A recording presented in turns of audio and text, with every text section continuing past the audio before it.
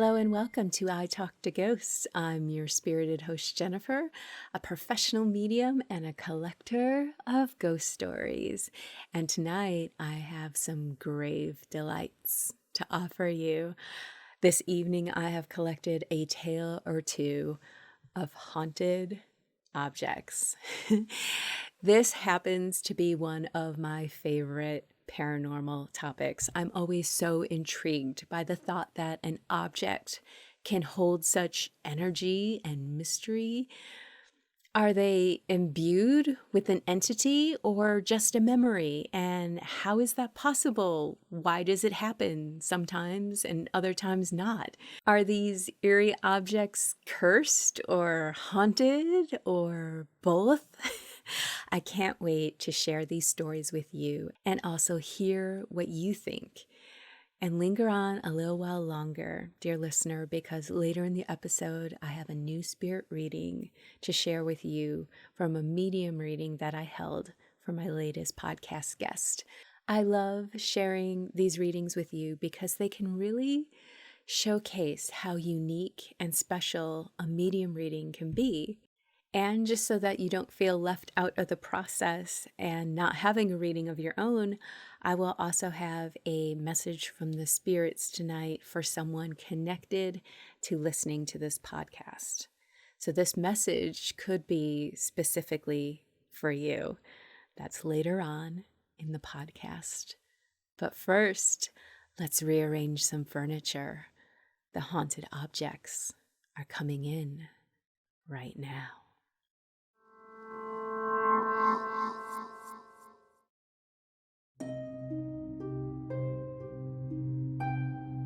When I was younger, we took possession of some odds and ends of furniture that my mother's aunt had left to her.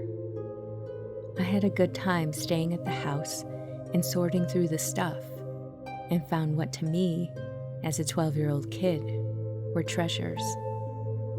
One was an old Morse code practice key, and the other was a wind-up mantel clock. I tinkered with the code key and kept it for many years. But this tale involves the clock. The clock was a rather nice one that chimed the hours. Being mechanically inclined, I resolved to fix it up and get it working. I took it completely apart, figured out what all the parts were for, cleaned it up and oiled it, and got it going again. I was pretty proud of my work. I had intended to keep the clock in my room, but the clock ticked too loudly, so it ended up staying in the living room. After a few nights, my sister said, "Jack, that clock has to go. It's chiming all night long." I said, "Well, it's supposed to." She said, "No, I don't mean every hour. It's chiming constantly, and crazy numbers." I had a hard time believing her because I had fixed it right and verified that it was working. But my father joined in to say, "That's right, it's chiming constantly." Now, the way a clock like that works is it's simply not possible for it to chime funny numbers. There's a wheel that controls it, with notches for each hour, 1 notch for 1 o'clock, 2 for 2, etc. The little pawl drops into the notch to enable the chime. The wheel only gets enabled to rotate when the minute hand has completed a whole revolution. I spent most of the next day working with the clock, trying to make it fail, but unable to do so. By the evening, I had myself thoroughly convinced that my father and sister were dreaming. I refused to turn the clock off. That night, I woke gradually up out of a deep sleep to hear the clock chiming. This was the first time I actually heard it. I guess I was sleeping too soundly. Even this time, I came out of that sleep very slowly, gradually becoming aware that I'd been hearing the chimes. I had no idea how many I heard before I was fully awake, but it was definitely more than once. But when I was awake, I thought, okay, now's my chance to prove them wrong. I'll count the chimes. So I began. 1, 2, 3,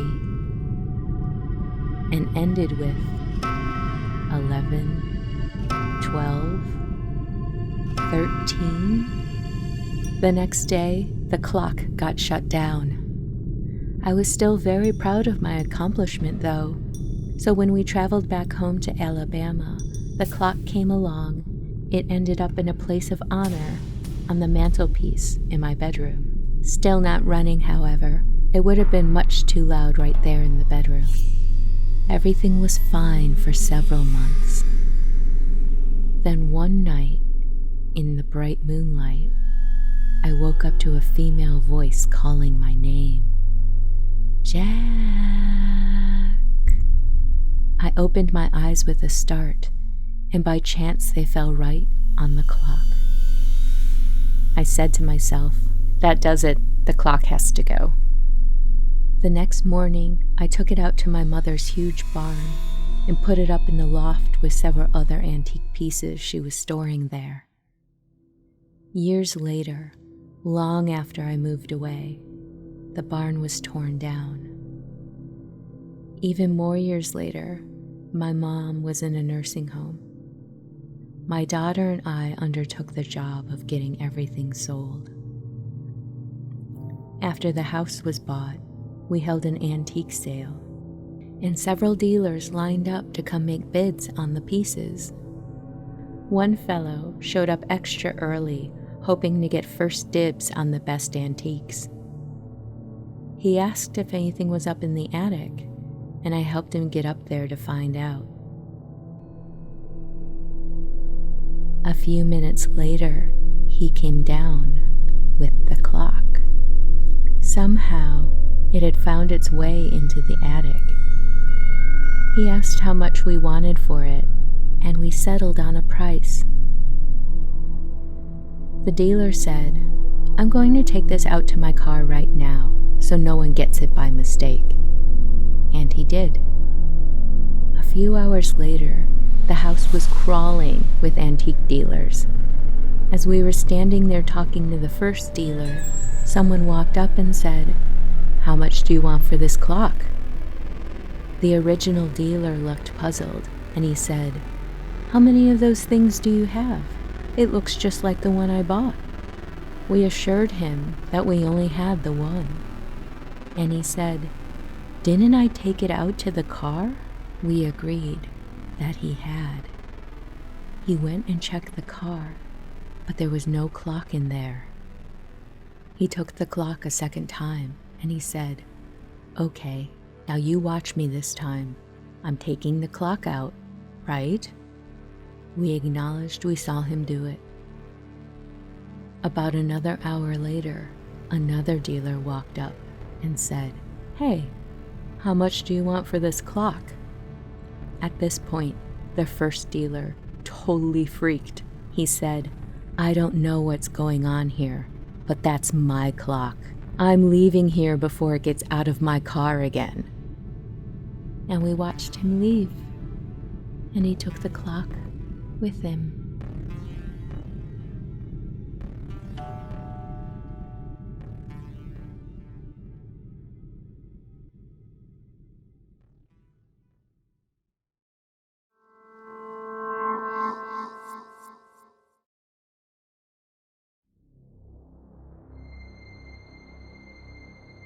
I really don't believe much in the paranormal, so something really tangible would have to jump out at me and bite me before I would believe it. But this was very convincing, and I believe it to be true. If a rational explanation could be given, I would gladly take it, but there was none. This happened recently at a Halloween party. I was invited to my friend's party at his house, and some of the guys decided to crash at his place because we'd never seen the fog outside so thick before.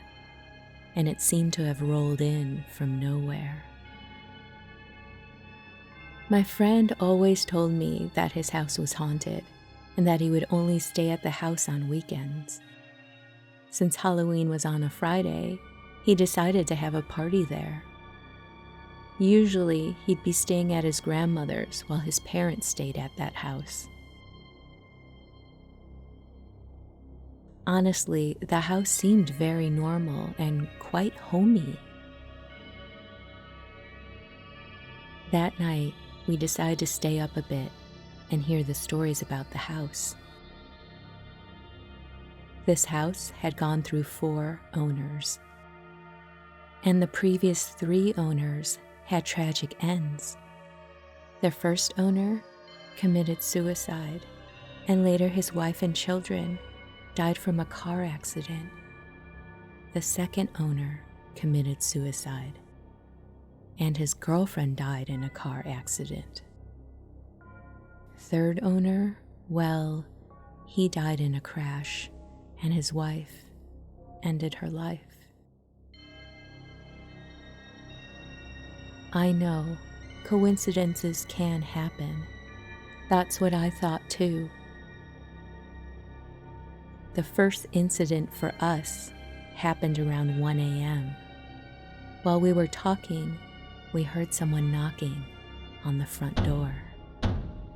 His parents weren't home, so it was just me, him, and 2 other guys.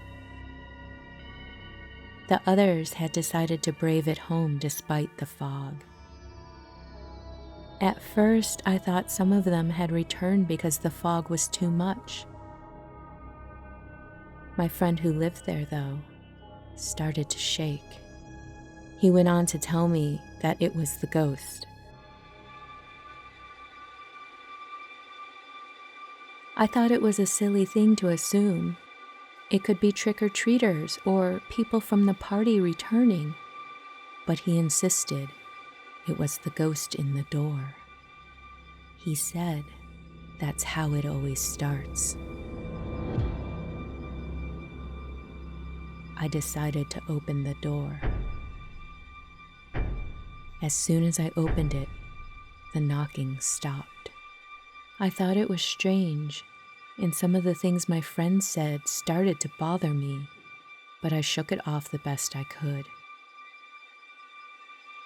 While I was walking away from the door, the knocking started again.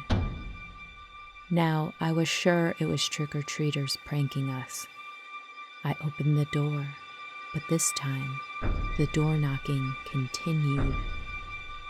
I was standing there, looking at the door, while I could hear knocking noises coming from it, and no one was there.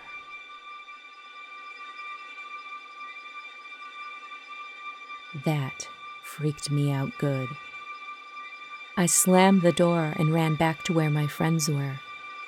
I told them what happened, and we decided maybe we should all leave. The door started knocking again, but when we went to look this time, it was not even there. As we were walking towards the doorway where the door was supposed to be, the door came sliding down the stairs with a loud crash. We turned around and saw the door on the floor. "How the heck?" was my response. And when we turned around, the door was back in place, in the doorway. We turned around again and saw no door on the ground, just a mark left by the door when it came crashing down the stairs.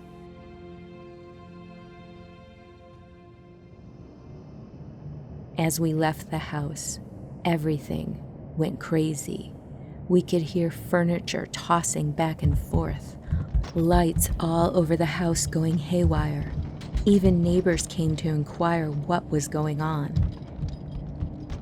All we could see was things being thrown and lights turning on and off, while neighbors and my friends looked on. About 15 minutes later, it went quiet.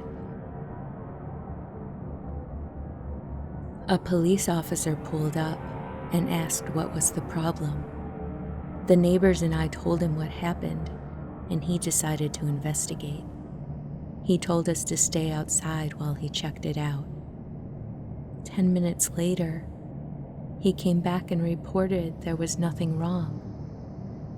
The neighbors and my friends decided we'd have a closer look, and we found everything to be in order. Nothing was out of place.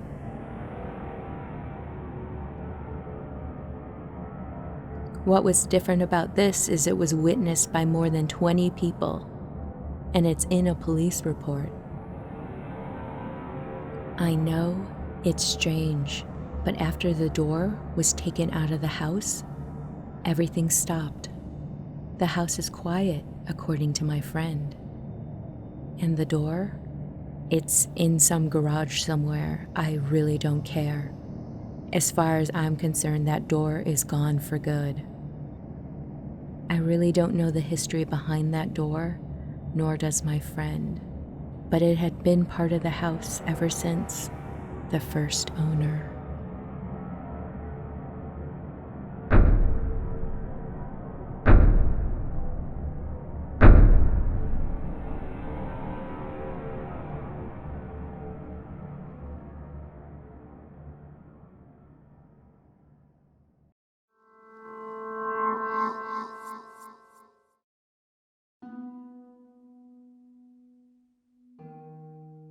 This occurrence happened to my mother and my sister.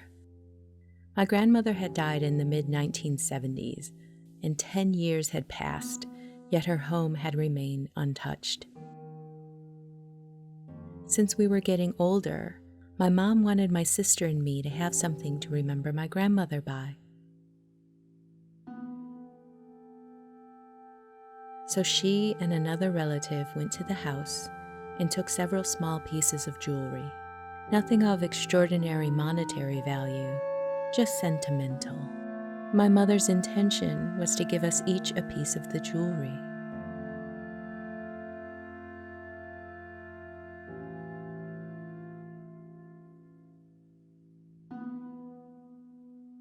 When I went home for a visit, I asked my sister if she would rather have the bracelet or the earrings. She told me she didn't think she wanted either. I was shocked and confused and asked her why.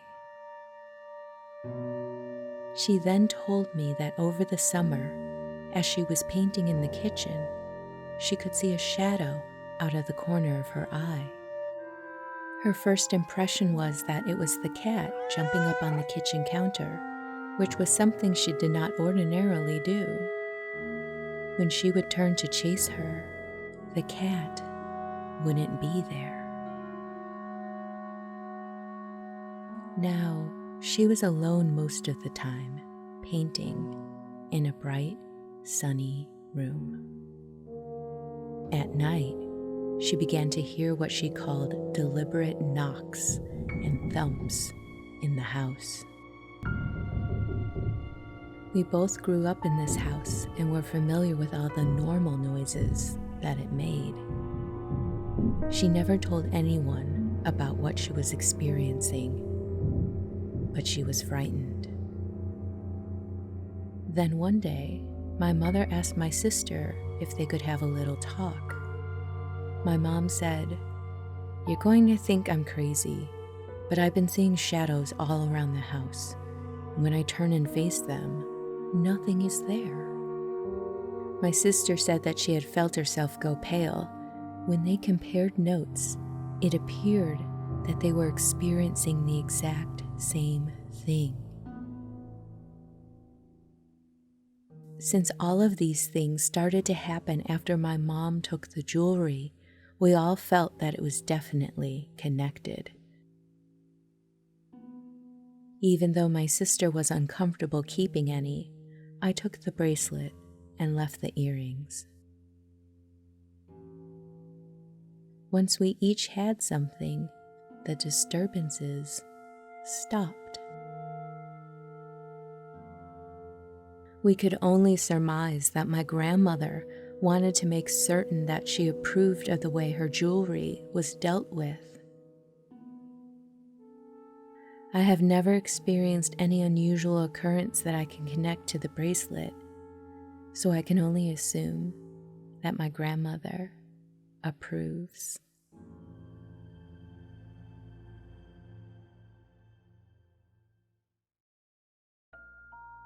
Book a medium reading with me. If you have a past loved one you would like to connect with, a spirit reading can be an amazing and never spooky experience. I strive to give you specific details that align only to you and your loved ones. Curious? Visit italktoghosts.com for links to book with me. I can't wait to meet you. Welcome back to I Talk to Ghosts. My podcast guest this evening is Tayla. Tayla, welcome to the podcast and your spirit reading. How are you doing this evening? I'm doing well. Thank you so much. Excited to be here. Oh, I'm excited to have you here too. I have my page full of notes and I'm really curious to go through all of this with you. Mm-hmm. Right from the beginning, when I was meditating for this reading, or anytime I actually thought about this reading, I was getting just this really warm sense of love for you. It was just super comforting and super wonderful and very reassuring too. Just like, oh, this is going to be great. And this is exactly what she needs. And this is good for you too. And the love. So can you speak to that? Who is this person who is just bringing all this forward for you, like without hesitation? Yeah. I'd like to believe, and what feels true is my little sister Marie. Oh my goodness. Yeah. Oh my Yeah. goodness. And she was not by blood. She decided I was going to be her big sister. And that was it. I was her big sister after that. So. Oh my gosh. I am so sorry for your loss. Me too. The other vibe that is coming through is one of friendship. Like, did you two kind of really bond and do everything together? It really feels like a friendship, like, the closest, like soulmate friendship type of thing. Okay. Yeah. All right. Here's what I wrote down. Warm, good energy, calm, friendship, adventure. And that I was seeing things like, did you or her have a kind of a bed covered in stuffed animals? I was seeing a bed full of stuffed animals. Yeah, they were all hers. Yeah. Okay. Yeah, when she lived with my family and we shared a bed and bedroom. And she had lots of stuffies. Okay. Yeah, she showed me that right away. I was also shown fireworks and sparklers. Did you guys ever do something special for? Go ahead and speak to that. No, sorry, it's making me emotional. Just yesterday, we had her celebration of life, and we lit sparklers in her honor last night. Okay. Yeah. It must. Oh my gosh, I'm going to cry. Just know through this that she is with you, and she is with you still, and that she still shares things with you and you're still connected. And it's like, I can feel how amazing this is. And, that's just super special and sweet. And I should keep tissues down here. I was kind of being shown word puzzles. It kind of came through as crosswords, but it seemed more like word puzzles. Did she like anything like that, or someone in your family? Yeah, we used to play, like, after dinner with my parents, we would play Scrabble. Okay. Okay. Yeah, it was like word games. Okay. Yeah, that was definitely coming through. Connecting with her and feeling your relationship to me feels just like sitting in the sun. It's just so warm and inviting. And I just wanted to really pass along that sentiment that if you ever feel her presence, that don't ever doubt it. You don't have to prove it to anyone. You don't have to pick it apart. She's there with you. She's absolutely there with you. I was kind of shown the Appalachian Mountains. I don't know where you're located. Are you? I moved to North Carolina about 6 months ago. So I Okay. live in the Blue Ridge Mountains. Oh, beautiful. Did the ocean have any special meaning to your sister at all? Yeah, she loved it. We lived in California together for a while, and I left. We lived in Santa Barbara together, and she moved to LA, and I ended up moving back to Arizona. Okay. But she loved the beach, and we definitely had a lot of fun times at the beach together. Okay. I think it was sort of a suggestion that, when you can, go to the Atlantic and kind of have a moment with her there. It's like Okay. there's something about seeing the West Coast Ocean and then seeing the East Coast Ocean and the expanse of it. I think it's one of those moments where you can really feel that awe of how large the world is and how grand the universe is, for that matter. And no, I think you could both share a special moment if you end up going. Thank you. Yeah. There was acknowledgement of bringing her flowers. She was like my Valentine every year, so I would always give her flowers. And then when I found out she passed, I made a point of buying myself flowers. Okay. So there is that flower connection there. Yeah. Whenever I'm shown something, I try not to translate too much, because then I'm guessing, and it's like, just show what you're shown. Say what you're shown. Yeah. Okay. Was there perhaps? I was getting kind of a fragment of a story, like a joke about dressing up silly. Doesn't ring a bell. Okay. Yeah, it doesn't ring a bell. No problem. When something like that happens, I usually just say, hey, make a note of it, and it might come up later. I kind of always feel like I put people in the hot seat, and, it's hard to remember everything at once. Or maybe it's a story that you're not aware of. It almost felt like she was dressing up like an old person, if that helps at all. I'm trying to think if she dressed up like that for Halloween one year. I can't remember. That is a good lead. Like, it's like she's joking around about it, like, oh, Yeah. I mean, she was really silly, and she loved fashion. It was like everything to her. Okay. Yeah. So. It feels like something like with a silly outfit, or just being in character, that sort of thing. So if that does connect for you later, just reach out to me, because I would love to know. I'd love to know when things connect later. Let me see. The other thing I wanted to ask you, and we don't have to get into it too much, but how are things for you right now? Are you going through some tough times? Yeah, it's been really hard. Okay. I think especially just the loss has hit really hard, and we were estranged the past 6 years. Yeah. And it's just rocked my identity, I think, in a lot of ways, is like my commitment to her and what that meant. So it's part of why I sought this out. It's just to mend whatever I could mend. I don't know. Did she? Okay, let's take a step back for a minute. Did she just know things sometimes? Was she just really good at just reading you, or just reading people? Yeah. Maybe a little older than her years in a way, like, wow, that's so mature of you. I think that,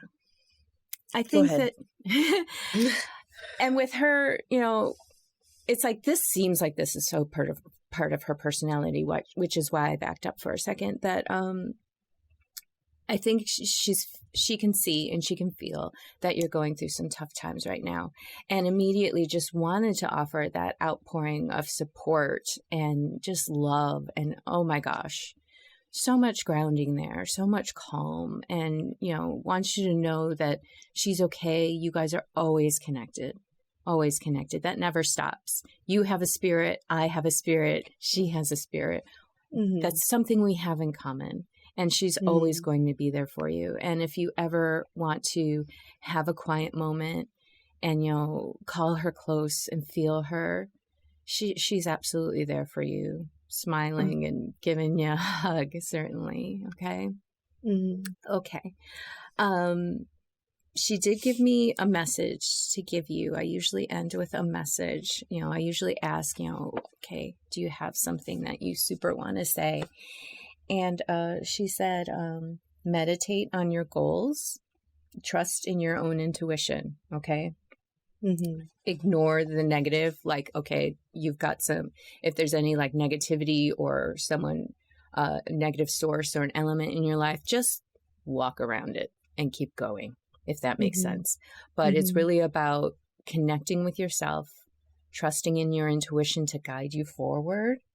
And she just wants you to explore and decide what you want to manifest. I feel like she was kind of a creative soul who just really kind of invented the world around her. And she and she wants to lend that energy to you for you to do the same. So, take your time, grieve, feel whatever you need to feel. There's no timeline for that. But, when you feel ready to kind of rebuild and move forward, trust in your intuition, and she will be there to just lend her energy to you, and just never doubt that she is so with you. She's with you always. Thank you so much for that. All right. Well, thank you so much for meeting with me today. This has been so fantastic and so moving. Oh my goodness. Thank you so much. I appreciate your time. Would you like to receive a free spirit reading with me? Enter for your chance at italktoghosts.com/guest. Each week, I'll randomly select a name from the list to be a guest on the show. Together, we will talk to the spirits who wish to communicate with you, and our session will be featured on a future episode of I Talk to Ghosts. The spirits are waiting. Enter now at italktoghosts.com/guest.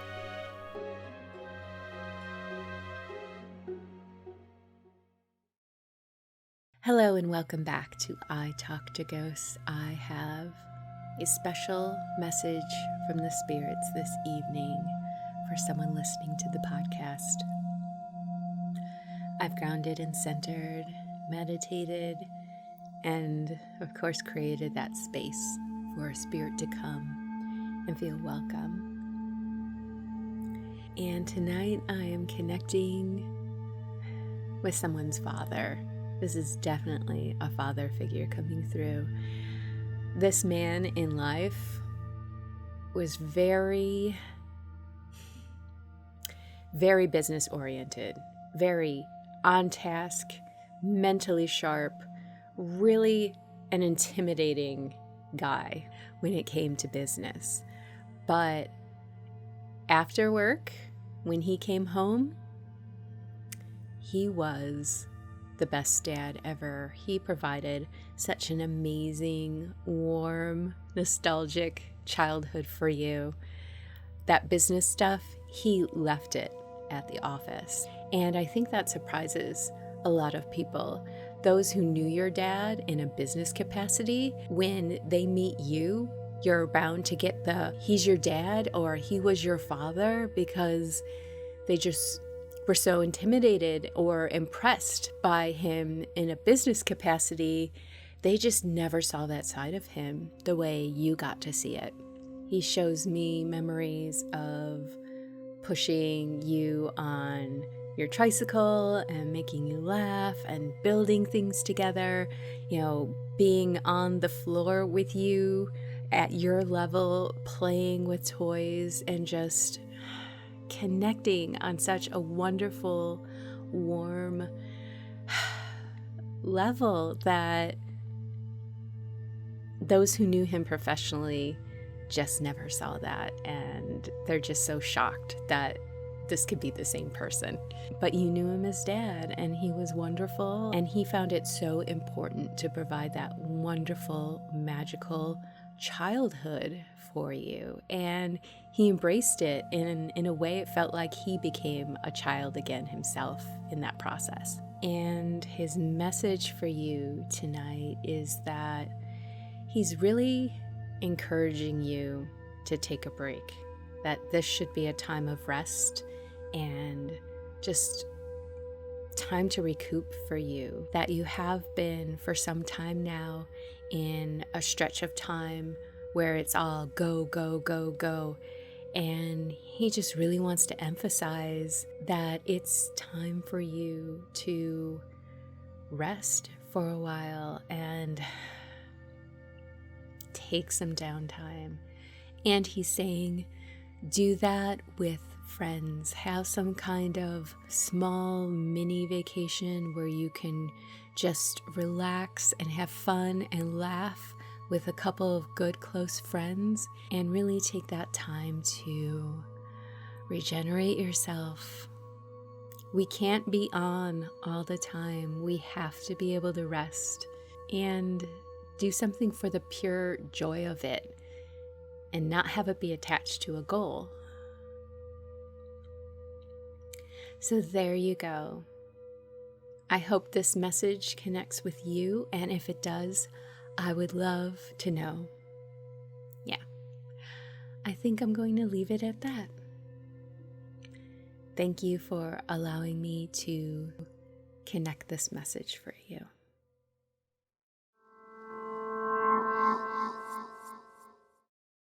And with that, dear listener, we've reached the end of this episode of I Talk to Ghosts. I hope you've enjoyed the stories I've shared with you this evening. Do you have a story of a haunted object? I would love to hear all the details. In the meantime, wherever you wander off to, in this world or the next, just remember, come back and visit with me. Have a lovely evening and good night.